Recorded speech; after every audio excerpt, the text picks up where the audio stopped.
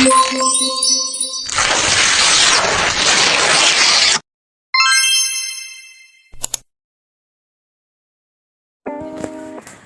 Assalamualaikum warahmatullahi wabarakatuh. Perkenalkan, saya Amelia Fadila dari Program Studi Ilmu Komunikasi, Fakultas Ilmu Sosial, Ilmu Politik.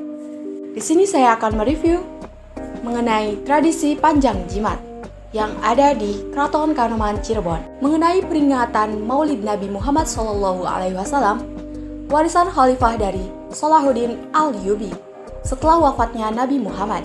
Salahuddin selalu merayakan Maulud dengan berbagai upacara yang berlangsung marak dengan bertujuan agar umat muslim selalu ingat dan meneladani Nabi Muhammad. Cirebon mengadakan perayaan tersebut sebagai adat istiadat setempat dan sampai sekarang dikenal sebagai upacara Panjang Jimat. Dalam kegiatan Panjang Jimat tersebut menceritakan proses Nabi Muhammad SAW semenjak masih dalam kandungan hingga kelahirannya dengan berbagai simbol. Panjang Jimat adalah bahwa piring besar yang terbuat dari keramik. Orang menyebutnya yaitu panjang. Sedangkan jimat artinya bentuk barang apapun yang pada umumnya benda pusaka yang mengandung momentum penting bagi seseorang. Upacara Panjang Jimat adalah puncak dari rentetan acara peringatan Maulid Nabi di 3 keraton. Upacara Panjang Jimat biasanya dimulai dengan ditandai adanya bunyi lonceng dari Gajah Mungkur yang berada di gerbang depan keraton. Setelah lonceng dibunyikan, Pangeran Patih mewakili Sultan Kanoman ke-12 Sultan Raja Muhammad Amiruddin yang menggunakan pakaian jubah berwarna emas keluar dari Mandem Mastaka menuju Bangsal Jinem. Di Bangsal Jinem, Pangeran melakukan proses sungkeman sebagai tanda dimulainya proses Panjang Jimat. Sebagai prosesi upacara digelar Pangeran Putih sama sekali tidak diperkenankan untuk berbicara sedikit pun. Ini dilakukan sebagai simbolis istiqomah.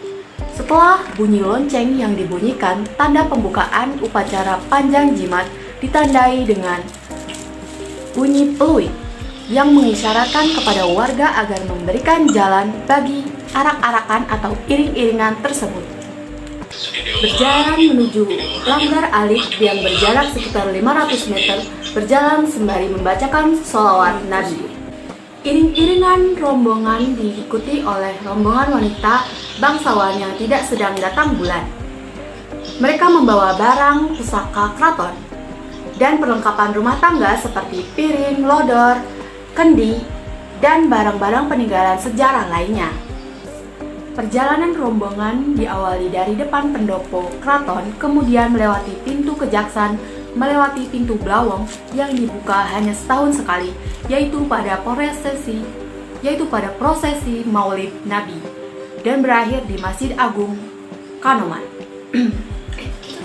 Setelah acara usai, sekitar pukul 12 malam, seluruh nasi dan lauk pauk yang dibawa rombongan dibagikan kepada keluarga sultan, family, abdi dalam, dan seluruh warga yang berada di luar halaman masjid.